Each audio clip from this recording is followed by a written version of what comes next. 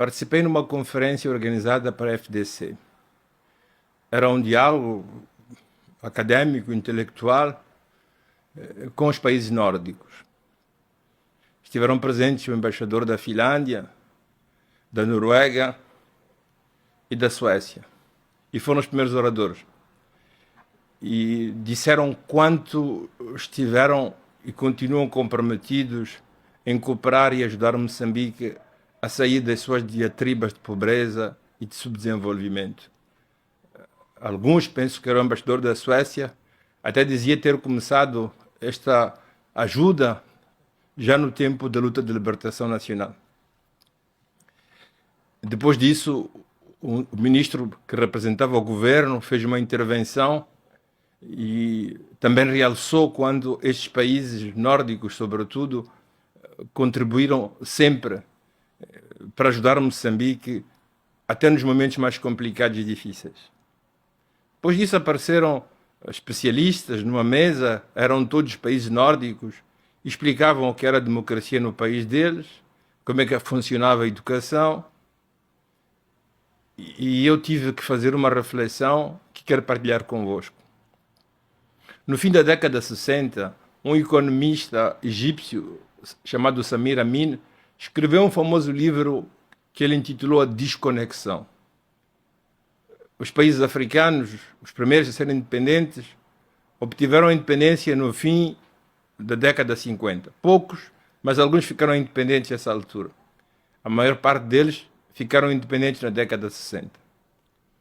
E os países do norte, os países ocidentais, sobretudo os antigos colonizadores, que nunca fizeram nada para desenvolver as nossas sociedades. Basta recordar que Moçambique tinha mais de 95% de analfabetismo quando ficámos independentes. De repente, foram possuídos por uma grande filantropia e vontade de ajudar.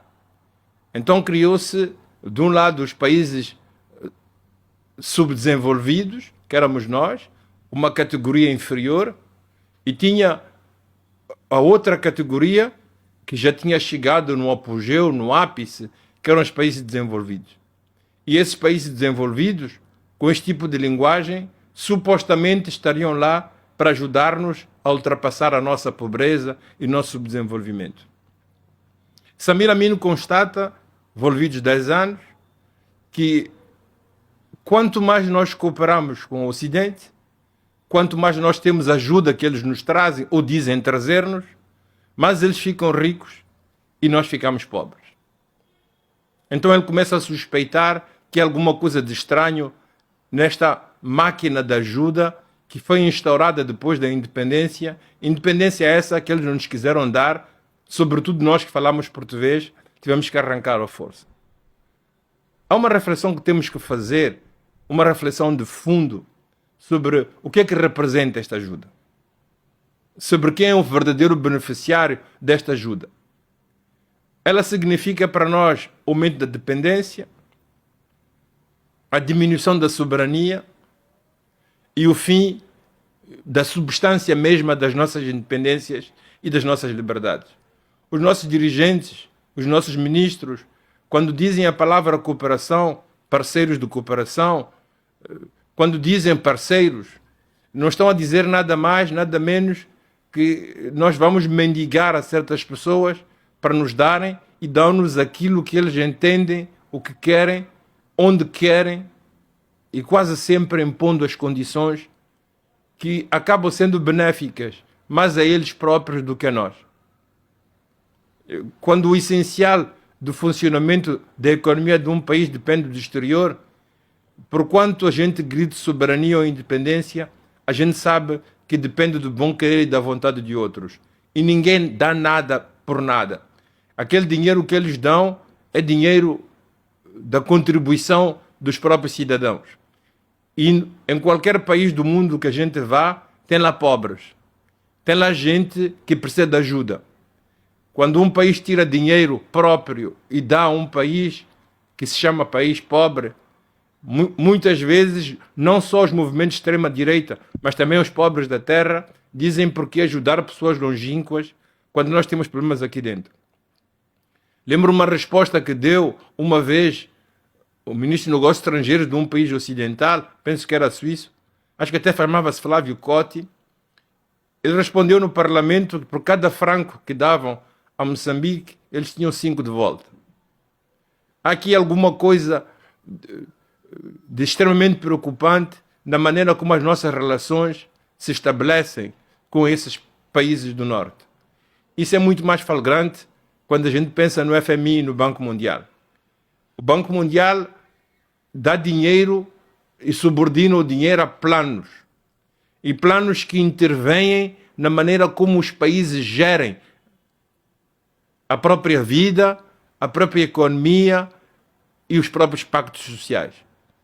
E muitas vezes o que eles exigem, naquilo que eles chamam de rigor econômico, acaba sendo muitas vezes o empobrecimento ainda mais extremo daqueles que nas sociedades são os mais pobres.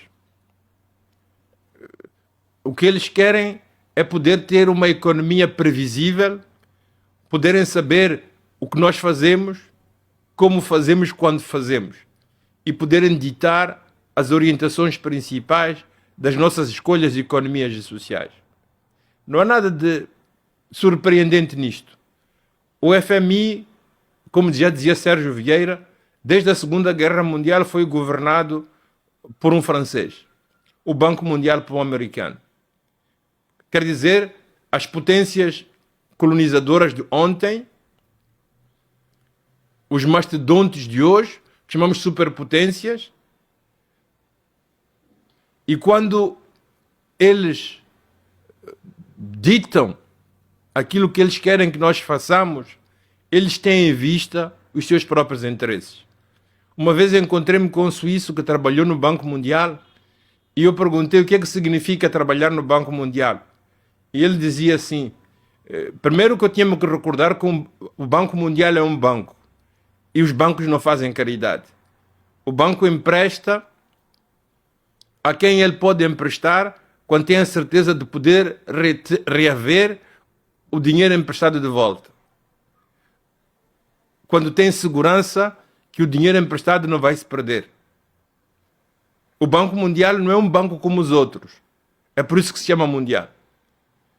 Ela tem acionistas que zelam e velam pelos seus próprios interesses. Só que os acionistas do Banco Mundial, dizia-me este funcionário suíço, são as grandes nações. São os Estados Unidos, a Inglaterra, a França e etc. Ele dizia, eu como suíço tenho muito pouco a dizer. Só quando entre eles há conflitos e não há entendimento é que eu ganho algum espaço para poder dizer uma palavra ou outra. Então, o FMI, o Banco Mundial, é outro nome da continuação de uma certa colonização, de um certo supremacismo, e que rima diretamente com a diminuição constante da nossa soberania, porque uma dependência total e ter que fazer a planificação da governação de um país quando somos eleitos por urnas, fazendo depender a nossa planificação daquilo que os outros querem, decidem nas suas sedes, é uma forma de não independência, é uma forma nem sequer de dependência, mas subalternização. Foi o que o FMI acaba de nos dizer. Temos que diminuir os funcionários públicos. O que é que isso vai acarretar? Se os funcionários públicos são uma pessoa que tem uma família de 7 ou 8 pessoas que dependem dele. Se essa pessoa perder o trabalho, o que é que vai acontecer? Nós temos que diminuir pessoas da função pública. Os nossos hospitais não têm médicos. Os nossos hospitais não têm professores suficientes, nem com boa formação. O que é que vai acontecer na nossa planificação de futuro para uma maior emancipação e autonomia se tivermos que praticar o que eles dizem? A nossa moeda está muito alta, não corresponde ao valor real da nossa economia. O que é que vai acontecer se nós diminuirmos a moeda quando somos um país que, no essencial, depende de importações? Mais conflitos sociais, mais revoltas, mais pobreza, provavelmente mais fragmentação no interior do nosso tecido social, com consequências que são imprevisíveis para nós. No meio disto tudo, apareceu a guerra, primeiro da Ucrânia e da Rússia. O apoio dos americanos foi diminuindo e agora os países europeus dizem que, no essencial, têm que pensar na defesa deles. A Dinamarca já tinha saído, agora vai sair a Suécia. Volto a dizer o que disse. Temos problemas com a Mosal. A Total continua a nos fazer dançar, prometendo, mas não fazendo, e tendo exigências desproporcionadas em relação àquilo que é a extração de petróleo e aquilo que é a relação que essas companhias têm com outros países, pensem no Catar, nos países do Golfo, na Malásia, etc., que chegam a ter mais de 40% do valor do produto extraído. O que é que fazemos? O nosso país está na pobreza. Como é que fazemos? A escola abriu agora, as crianças sentam no chão e não há perspectivas de mudarmos o cenário. A demografia vai aumentando, as crianças vão crescendo, crescem sem escola, sem boa nutrição, sem conhecimentos. A gente pode continuar a dizer que temos que ser empreendedores. Não podemos ser todos empreendedores. E os conhecimentos que nós trazemos não nos permitem ser empreendedores. Vamos fugir todos para Portugal? Vamos todos para a África do Sul? Vamos fazer guerras uns contra os outros nos nossos bairros e quarteirões? Vamos todos dormir na estrada, no chão, dentro d'água? O que é que vamos fazer? Como é que fazemos a construir um país? Nós precisamos de dinheiro. Os outros não nos dão o dinheiro deles e quando nos dão, dão-nos com condições. E que é exatamente o contrário a um país que quer ser soberano. A mim parece que o único lugar onde há dinheiro em Moçambique são os nossos recursos. Volto a dizer que nós temos 9 dos 11 recursos da transição energética e são cobiçados por toda a gente pelo mundo fora. Esta é a riqueza real que Moçambique tem, no nosso solo e no nosso subsolo.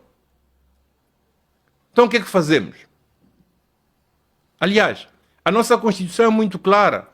As riquezas do solo e do subsolo pertencem ao Estado.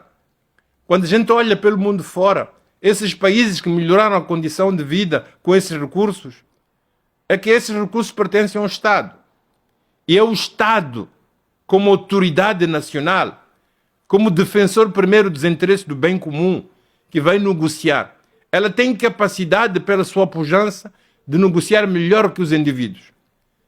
E negociando como Estado, ela consegue ter meios que permitem não simplesmente satisfazer as necessidades das populações, mas fazer investimentos em lugares chaves, como a educação e a saúde. O que permite a esses países, a gente olha para o Catar, para o Kuwait, a gente olha para o Dubai, que eram países há 50 anos na miséria total, hoje são países com uma estrutura em termos de educação, de nível de vida, de saúde, que competem muitas vezes com alguns países do norte do mundo, ou mesmo do continente europeu. Então nós temos que refletir muito bem. Até agora o que nós temos feito é ceder, é alocar, é dar uma autorização, é dar uma licença a que certos indivíduos nacionais, muitas vezes de posições privilegiadas, tenham um espaço com recursos e que eles negociem esses recursos com empresas ou com países. Porque eles não têm capacidade técnica e económica real de fazer a exploração dos recursos dos quais tiveram licença da parte do Estado. A pergunta é simples. Por que dar licenças a indivíduos e permitir que uma franja muito pequena de pessoas fique rica quando essas riquezas exploradas pelo Estado, administradas com rigor, com probidade e transparência, não só seriam o elemento catalisador para a mudança das nossas condições de vida e existência, mas é a única fonte que Moçambique tem de obter meios, de obter dinheiro para poder catapultar a educação, a saúde, as infraestruturas, para poder construir casas resilientes, para poder fazer frente à pobreza, para construir um pouco de fábricas, para melhorar a agricultura, para ter produção própria, para alimentar os seus filhos e para fazer um passo em direção, eu já nem falo de progresso, da nossa saída desta miséria absoluta a que parece estarmos condenados. Então me parece que aqui não deveria haver discussão, devia haver uma decisão. E esta decisão até devia ser popular, já que está prevista a existência de um referendo em Moçambique, até devíamos fazer um referendo, se nacionalizamos ou não as partes de todos os moçambicanos e que eles fiquem para o Estado e que seja o Estado a negociar com países, com empresas, para que o bolo maior fique para o país e que através dele possa desenvolver aquilo do que o país precisa, que as suas populações necessitam. Eu penso que isto devia ser feito. Eu penso que a única coisa que nos pode salvar, porque não é uma opção, não é dizer ou aqui ou ali, a única fonte de dinheiro que nós temos, a única fonte de recursos próprios que nós podemos gerir, que nós podemos utilizá-lo para fazer o que queremos, sem termos que responder ao FMI ou ao Banco Mundial, são os nossos recursos. Então não faz sentido nenhum que estes recursos não sejam do Estado. Não faz sentido nenhum que o Estado não se aproprie disto. Isto é uma decisão difícil, uma decisão dura, uma decisão que vai criar problemas para aqueles que são detentores destas riquezas e tiram proveito deles, mas é para um bem maior. É para um país inteiro. É para a sobrevivência de milhões de crianças, de homens e mulheres que moram literalmente de fome neste país. Então eu sou a favor. Eu sou defensor. Eu apregoo que nós, como Estado, como país, nos reapropriemos destes bens que pela Constituição nos pertencem, como Estado, que pertencem a todo o povo e que sejam geridos pelo Estado de maneira clara e transparente. Os eventos que nós assistimos no Sahel, ou a mudança da governação no Senegal, levou a que o presidente do Senegal fosse renegociar os contratos com as grandes companhias internacionais. É verdade que a nossa correu mal com a Mosal, mas o Senegal conseguiu renegociar contratos. E para muitas dessas grandes empresas internacionais, aumentar 1, 3, 4 a 5% não foi um grande problema. Alguém me falou do Qatar, que conseguiu obter mais de 40% com as mesmas companhias que dentro de Moçambique conseguem ser detentoras dos nossos recursos a 90%. Este tipo de contratos não se consegue negociar com indivíduos. Até porque o indivíduo, quando tem 5 milhões, 6 milhões, 30 milhões de dólares, está contente. Quem pode negociar isso é o Estado. Então o Estado deveria apropriar-se destes recursos como bem comum do país e do povo moçambicano, ir às companhias que estão a explorar estes recursos e renegociar com elas preços menos desequilibrados, eu não direi mais justos, menos injustos, e utilizar esse dinheiro para catapultar o país para patamares que, em definitiva, nós merecemos. Eu sou não simplesmente defensor, mas apregoo. E penso que devíamos utilizar todos os meios que temos à disposição, desde aqueles que governam o país, desde as oposições políticas, desde a sociedade civil, desde os académicos. Nós deveríamos fazer uma campanha para levar o Estado a nacionalizar estes recursos e utilizá-los para o progresso do nosso país e da nossa nação. Eu sou favorável a que façamos uma grande campanha. Eu incito todos a nos mobilizarmos de maneira cívica, de maneira democrática, no respeito das leis. É por isso que invoco o referendo que está inscrito na nossa Constituição, para nós decidirmos em conjunto, em nome da soberania e do bem-estar de toda a comunidade dos 33 milhões de moçambicanos, de fazermos com que os recursos moçambicanos nos pertençam a todos. Com estas palavras, espero lançar uma reflexão, espero lançar indiretamente uma campanha de reflexão em todos, aqueles que governam, aqueles que fazem oposição política, aqueles que são a sociedade civil, aos académicos, mas também ao próprio CTA e aqueles que são donos das parcelas e que são donos das concessões que foram dadas. Há tempos que é preciso pensar em todos. Há momentos em que é preciso pensar que se nós somos e existimos, até podemos ser mais inteligentes, até podemos ter tido mais formação, podemos ser melhores empresários. Nós somos tudo isso porque somos moçambicanos. Porque temos uma terra que pertence a todos nós. Então não é justo que os beneficiários do que a terra tem sejam simplesmente um grupo de indivíduos. Esse é contra o espírito da existência de qualquer nação que se quer democrática, que se quer de uma democracia social. Isso é contra o espírito que levou Moçambique a pegar em armas para ficar independente. Em nome de uma independência de todos nós, uma independência que não seja simplesmente palavras, em nome de uma democracia que não seja simplesmente eleições, mas seja social. Eu incito todos a refletirmos com seriedade e a tomar as medidas que se impõem para revertermos aquilo que deveria ser de todos e que tornou-se de alguns.